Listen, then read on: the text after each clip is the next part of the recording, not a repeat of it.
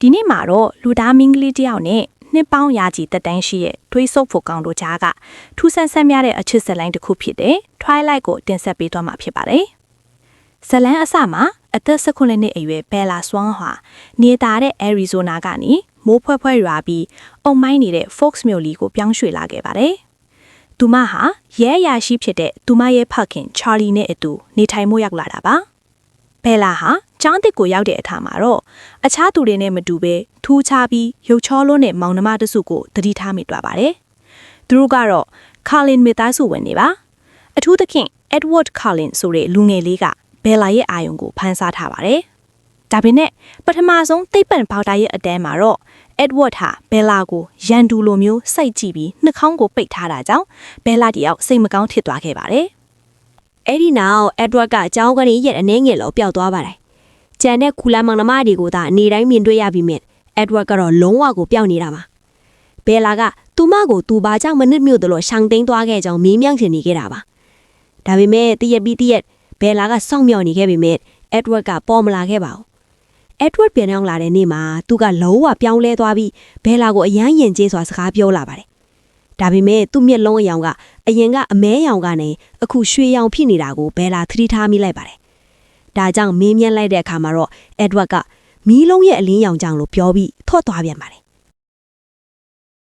ရက်အနေငယ်အကြာကျောင်းရှိကကားပါခင်မှာမတော်အဆက်တစ်ခုချစ်ချဲပါတယ်။ကားတစ်စီးက Bella ကိုအရှိန်နဲ့ဝင်တိုက်တော့မဲ့အချိန်မှာ Edward ဟာမယုံကြည်နိုင်စရာအရှိန်နဲ့ရောက်လာပြီးလက်တစ်ဖက်ထဲနဲ့ကားကိုရပ်တန့်ပေးခဲ့ပါတယ်။ဒီဖြစ်ရကြောင်း Bella က Edward မှာတာမန်နဲ့ထုံခဲ့တဲ့စွမ်းအားရှိမှရိပ်မိသွားပါတယ်။သူမက Edward ကိုမေးခွန်းနဲ့အထက်မေးပြီးမြဲ Edward ကတော့အမှန်တိုင်းမပြောဘဲရှောင်ဖယ်နေခဲ့ပါတယ်။ဒီကြားထဲမှာ Bella ဟာသူမရဲ့ငယ်တငယ်ချင်း Jacob နဲ့ပြန်ဆုံခဲ့ပြီး Jacob ဖြိုးပြတဲ့ဒေတာကန်ပုံပြင်တွေကနေတဆင့် Carlin မိသားစုရဲ့လှုပ်ဝက်ချက်တွေကိုစတင်စုံစမ်းပါတော့တယ်။ Bella ဟာအင်တာနက်ကနေတဆင့်ရှာဖွေရင်းနဲ့ Carlin မိသားစုဟာ vampire တွေထက်နိုင်နေဆိုတာကိုသိသွားပါတယ်။သူမဟာဒီအချက်ကိုအတီးပြုတ်ဖို့အတွက် Edward ကိုတောအုပ်ထဲမှာရင်ဆိုင်မီးမြန်းခဲ့ပါတယ်။ Edward ကလည်းဖုံးကွယ်မထားတော့ပဲသူဟာ vampire တို့ဖြစ်ကြောင်းဝန်ခံလိုက်ပါတယ်။ပြီးတော့ Edward က Bella ကိုပခုံးပေါ်ထမ်းတင်ပြီးမယုံကြည်နိုင်စရာကောင်းလောက်အောင်မြင်ဆန်လွန်းတဲ့အရှိန်နဲ့ပြေးထွက်သွားခဲ့ပါတယ်။ Bella ကိုတောင်ထိပ်ပေါ်ခေါ်သွားပြီးနေရာအောက်မှာသူ့ရဲ့ပုံစံအစစ်အမှန်ကိုပြလိုက်ပါတယ်။သူ့အသားတွေကစိန်တွေလိုတလက်လက်တောက်ပနေတာပါ။ဒါကလူသက်သမားရဲ့အသားရည်ပဲBellaလို့သူကပြောလိုက်ပြီးမြဲBellaကတော့ဒါဟာလှပလုံးပါတယ်လို့ပဲတုံ့ပြန်ခဲ့ပါတယ်။သူတို့မိသားစုဟာလူသွေးကိုမတောက်ပဲတရိษံသွေးကိုသာတောက်တဲ့ vegetarians vampire တွေဖြစ်ကြောင်းရှင်းပြပါတယ်။ Edward ဟာသူဟာ Bella ရဲ့သွေးနှောင်ကိုအလွန်အမြင့်ခံစားရတာကြောင့်စာတွေ့တုန်းကရှောင်ဖယ်ခဲ့တာလို့ပြောပြပါတယ်။ဒါပေမဲ့လေသူတို့နှစ်ယောက်ကတယောက်ကိုတယောက်ချစ်မိသွားကြပြီးခွဲလို့မရတဲ့ပက်သက်မှုတစ်ခုစတင်ခဲ့ပါတယ်။နောက်တနေ့မှာတော့သူတို့နှစ်ယောက်ကျောင်းကိုအတူသွားခဲ့ကြပါတယ်။တကျောင်းလုံးကလူတွေကတော့သူတို့ကိုချစ်သူတွေအဖြစ်မြင်ရလို့အံ့ဩတကြီးဖြစ်နေကြပါတယ်။ Edward ကသွေးဆုပ်ဖို့ကောင်တွေမှာစွမ်းအားတစ်မျိုးစီရှိကြကြောင်းသူကစိတ်ကိုဖတ်နိုင်ပြီးသူ့မိသားစုဝင်တယောက်ဖြစ်တဲ့ Alice ကတော့အနာဂတ်ကိုကြိုးမြင်နိုင်ကြောင်းပြောပြပါတယ်။ပြီးတော့ Bella ကသူစိတ်ဖတ်လို့မရတဲ့တဦးတည်းသောသူဖြစ်ကြောင်းလည်းပြောပြပါတယ်။တရက်မှာ Edward က Bella နဲ့စကားပြောနေတော့ထူးဆန်းတဲ့အနံ့တစ်ခုကိုရလိုက်ပါတယ်။ဒါကြောင့် Bella ကိုပြန်တော့မယ်လို့ပြောပြီးကားကိုမောင်းထွက်သွားခဲ့ပါတယ်။လမ်းမှာ Bella တငယ်ချင်းတို့တားဖားနဲ့တွေ့တဲ့အခါမှာတော့သူတို့ဟာထူးဆန်းတဲ့အကြည့်တွေနဲ့အပြန်လဲကြည့်ခဲ့ကြပါတယ်။ Edward က Bella ကိုသူ့အိမ်ကိုခေါ်သွားခဲ့ပါတယ်။သူ့အိမ်ကပုံပြင်တွေထဲကလူခေါင်းတလားတွေအကျဉ်းတိုက်တွေနဲ့မှောင်မဲနေလာမျိုးမဟုတ်ဖေခန္ဓာထဲဝနေတာကြောင့်Bella တယောက်အံ့ဩနေရပါတယ်။ပြီးတော့ Edward က Bella ကိုသူ့မိသားစုနဲ့ mix ဆက်ပေးခဲ့ပါတယ်။မိသားစုဝင်တွေနဲ့ Bella ကိုဟာအပြန်အလှန်နှုတ်ဆက်ခဲ့ကြပါတယ်။ And now Edward က Bella ကိုကြောပူပြီးတစ်ပင်တပင်ပေါ်ကိုလွှားကနေခုန်တက်ပစ်လိုက်ပါတယ်။ပြီးတော့တစ်ပင်ထိတ်ဆုံးကိုရောက်သွားတဲ့အခါမှာတော့Bellaအနေနဲ့သူမဘဝမှာတခါမှမမြင်ဘူးခဲ့တဲ့သဘာဝအလှတရားကိုမြင်တွေ့လိုက်ရပါတော့တယ်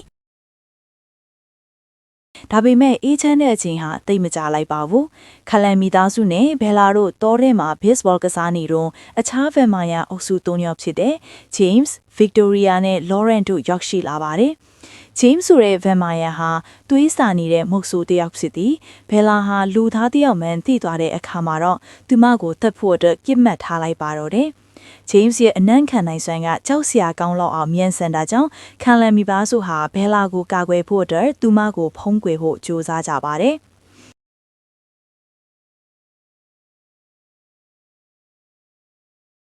James ဟာဘယ်လာရဲ့အမေကိုပြန်ပေးဆွဲထားတယ်လို့လင်ညာပြီးဘယ်လာကိုသူမငငယ်ကတက်ခဲ့တဲ့ကခုံနဲ့စတူဒီယိုစီကိုလာဖို့ပြောပါတယ်။ ဘလာဟာကစက်လျုံစီကိုတယောက်ထဲသွားခဲ့ပါတယ်။ဟိုရောက်တော့သူမအမေကိုမတွေ့ရပဲအလင်ခံလိုက်ရပြီဆိုတာတိသွားတဲ့အခါမှာတော့နောက်ကျသွားခဲ့ပါပြီ။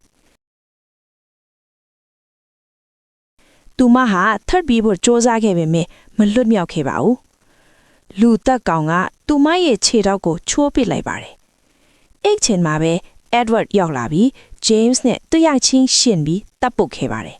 ။အပြန်လန်တပ်ပုတ်နေစဉ်မှာပဲ James ဟာဘလာရဲ့လက်ကိုရအောင်ကိုက်ခဲသွားပါသေးတယ်။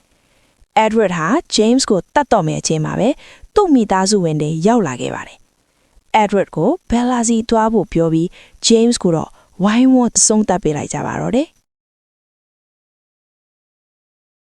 ဒါပေမဲ့ James ရဲ့အစိတ်တွေကဘယ်လာရဲ့သွေးတွေကိုပြန့်နှံ့နေပြီဖြစ်လို့ဘယ်လာတယောက်ဗမ်မာယာထွတ်တော်မဲ့အန်ဒီရဲ့နဲ့ရင်ဆိုင်ရပါတယ်။ Edward ဟာဘယ်လာကိုဗမ်မာယာမချစ်စေချင်တာကြောင့်သူမကိုယ်တည်းကအစိတ်တွေကိုခက်ခက်ခဲခဲနဲ့ပြန်ဆုပ်ထုတ်ပေးခဲ့ပါတယ်။